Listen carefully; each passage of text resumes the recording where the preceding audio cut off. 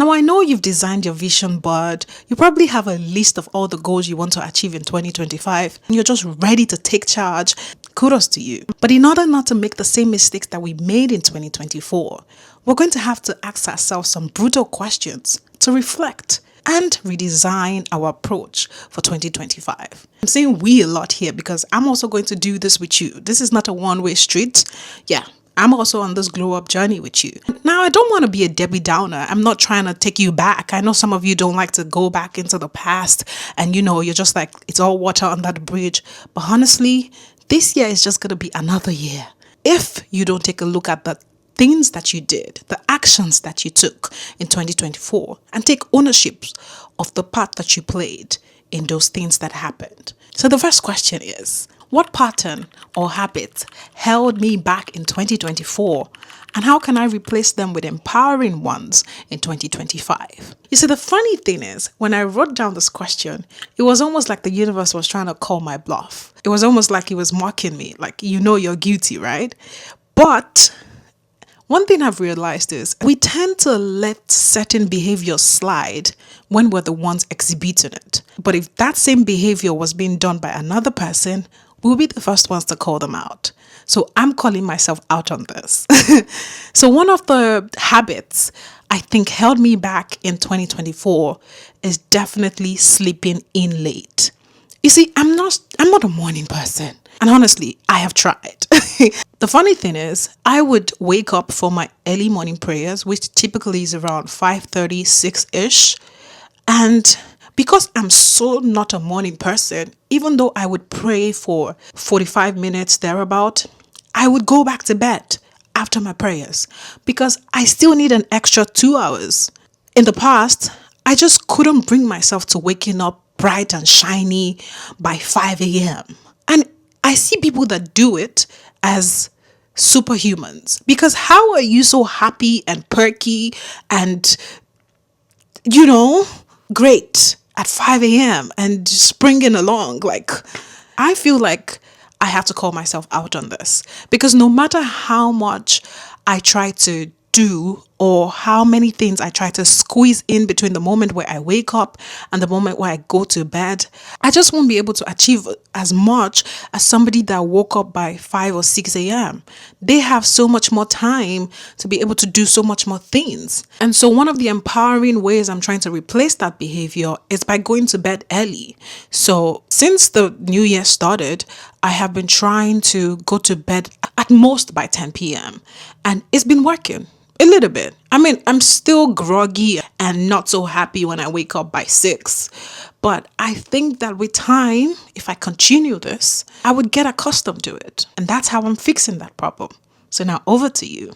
Ask yourself this question, sit with it, and truthfully answer it and replace those habits with empowering ones. The second question, what hard lessons did I learn in 2024 and how can I use them as a foundation for growth in 2025? This question begs us to see challenges in a different perspective. Now, instead of seeing them as, life is trying to knock you down, why not see them as an opportunity for growth? Let me use myself as an example so that you can understand better. I feel like the hard lesson I learned in 2024 was that I was always looking outward for resources, for help. And now this comes from the fact that I had just moved to a new country. I had no friends. I had no money.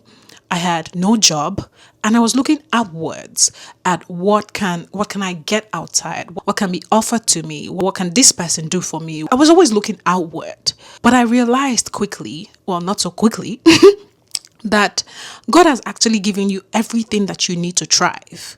If you really think about it, you just need to package it in a way that feels natural to you or feels good to you and sell it to the world. That's what 2024 taught me. It taught me that even though I saw the fact that, I didn't have friends, I didn't have a job, I was low on money as challenges, it helped me push myself to think about what am I good at? What can I sell to the world that will give me money? Because trust me, I was losing my mind. So I had to really think. I had to sit with myself and say, what is life trying to teach me right now? What can I sell? And I wouldn't have come to that conclusion, or I wouldn't have realized that if I didn't face those challenges. And so what I did during that period was I just did what I knew how to do best, which is creating content. I started to create content for businesses. I started to do UGC content. I started to sell myself as somebody that can actually teach you to make content. And that's how I've been surviving. And God has been good. Now, over to you. What were those hard lessons that 2024 taught you? And how can you turn those challenges into a foundation for growth in 2025? The third question is a bit of a personal one. And it is, who or what drained my energy in 2024? And how can I set better boundaries in 2025? The truth is, as humans, we were not made for isolation. We were made for community. And in our search for those community, sometimes we can put ourselves in relationships that do not benefit us. And it doesn't have to be like romantic relationships. Sometimes even friendships. Sometimes we put ourselves in environments where we're not respected or, valued. I need you to sit with yourself and evaluate the relationships that you formed in 2024.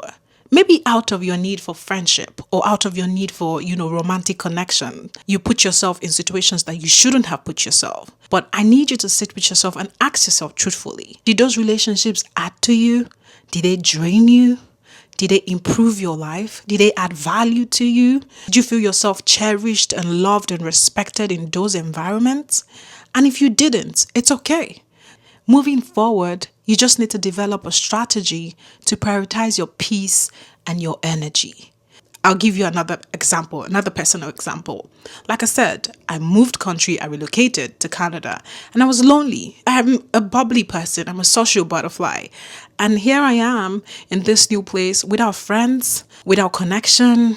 And I feel like in my search for that human connection, I put myself in certain friendships or certain relationships that I'm not so proud of now. I asked myself, if you were back home, will this person be your friend? Do you see this person being your friend in the next couple of years? Can you openly associate yourself with this person? So in the new year, I'm just rebuilding my boundaries. I'm saying no to a lot of people. A lot of friendships that are not pouring back into me, I'm saying no to them. A lot of relationships that I find myself questioning my worth after, I'm saying no to them. I'm removing myself. I will see the phone ring and I will gladly let it ring. Because in 2025, we are protecting our energy. The next question. What dreams or goals did I procrastinate on in 2024? And what steps will I take daily to ensure it's a priority in 2025? I'm pretty sure that we had a list of goals at the beginning of 2024. So I need you to go back to those lists that you made for 2024 and look at the ones that you were not able to achieve, or the ones that you let fall through for whatever reason, or the ones that you procrastinated and pushed onto 2025, and ask yourself, why exactly did I procrastinate or push this? Was it because I was lazy? Was it because I didn't have the finances? Was it because I kept telling myself I would do it next year? Or was it because, life happened? And so whatever goals you were not able to achieve in 2024 and you've pushed onto this year's list, I need you to now break those goals down so that you don't get to push them again. I always like to use myself as a point of reference or as an example. In 2024, I put down on my list of goals that I was going to go back to YouTube. I didn't get to go back on YouTube because life happened. I relocated. Oh, that's the excuse I made for myself anyways, because I could have created content on YouTube regardless, but I kept telling myself I didn't have the mind for it. I was going through a lot. I actually was, but but I digress. The point is, I kept telling myself I would do YouTube when I was a little bit more comfortable, when I was in a better space, when I was in a better environment, in a better apartment. But this year, I didn't give myself the time to even let it slide. I picked up the camera the first chance I got. I promised myself that I'm going to be on YouTube at, on these days. I'm going to film on these days. I'm going to edit on these days.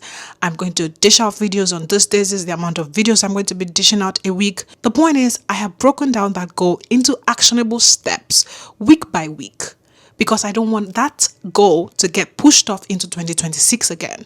So ask yourself, what goal did you push up onto 2025? And what steps are you taking? Have you even started taking those steps so that that goal doesn't get pushed off again into 2026? I hope that makes sense. Now, the last question.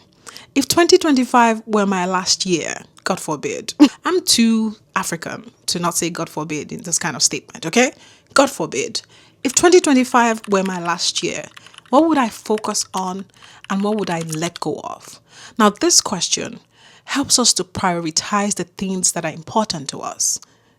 Say, God forbid, you're told that this is the last year you have and you have to live this full year to the best, capacity, or I don't even know if that's correct English, but you guys get what my point is. You have to live the best year you could ever live because this is the last year you're going to have. What will be things that you will focus on? What will be your priorities? And what will be the things that will just fade off or fall off? I need you to focus on those things. Write those things down because those are the things that matter to you. And give it your best. Push it as if this is your last year you're going to be pushing it. I've told myself, if this was my last year on earth, I would want to be impacting the lives of women. I would want to be inspiring women. I would want my voice to be heard. I would want that if I died, God forbid, people are able to watch my videos and say, wow, people are still going to be able to feel my impact even when I'm dead. God forbid. But you get my point now. Make sure that the things that you're focusing on this year are the things that truly matter to you. Not the things that, you saw on somebody's vision board and you just added it to yours. Not something that you saw your friend do and you said, oh, I too can do that. No. Really focus on the things that matter to you. On the things that you know that if you looked back at 2025, you would say, I'm so proud of myself. I can't believe I did that, but I did it. I feel like this video is long enough. If you give me the chance, I would keep talking because I'm quite good at that. But I hope that this video has helped you refocus, sort of help you shift your mindset around. Even though you made mistakes in 2024, those mistakes have helped you become better. Those mistakes have shaped you into who you are now, and you can take better decisions going into 2025. So even if you've made your vision board and you've written down your list of goals, these hard questions or these brutal questions just kind of helps you prioritize things that should come first and the things that, you can do at a later time. Whatever it is, I hope that you have a beautiful and a bountiful 2025 because I know that, that's what I want for myself and I'm wishing the same for you. Now, I hope that you guys enjoyed this video. Let me know your thoughts in the comment section down below. Which of this question resonated with you the most? Give it a thumbs up and subscribe if you haven't because I need it at this point. Okay? I'll see you guys in the next one. Bye.